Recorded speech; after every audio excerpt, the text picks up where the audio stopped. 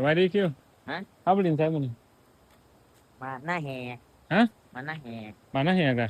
นับเบิ้งนับฮะนับขาดเลยน้เบิ้งนับที่หันหันอันนี้มาเบิ้งทางกันกดนี่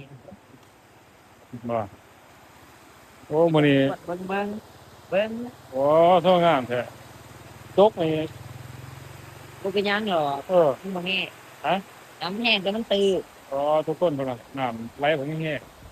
อยู่ไสเกี่ยวอยู่ไสนี่หน้าแหกมาหน้าแหกเนาะอยู่วัดอยู่วัดอยู่วัดหน้าแหกเด้อถ้าอาบน้ำเนาะคำมาเด็กน้อยอาบน้ำนะโอ้น้ำไหลแห้งบ่เกี่ยวหาพี่อยากฮะงานต้นอาบได้เลย ก็อาบอาจจะร้อยการ้อยสะบ่ฮอดต้น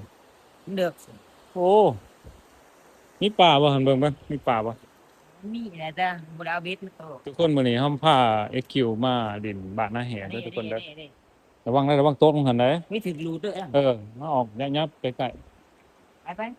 ไม่ใช่ว่าไปเบิ้งหมองเงินน้ำเนาะให้ดอกเบิ้งเนี่ยๆนี่ได้รอไปมันแท้นี่แหละเนาะไปมื้อนี้ก็มาแจกขนมนำเนาะหาบ่เห็นก็บ่ได้แจกเห็นผู้เห็นคนก่อนเห็นแม่ใหญ่พ่อใหญ่เฮามีขนมมาแจกให้คนเฒ่าคนแก่เด้อทุกคนไป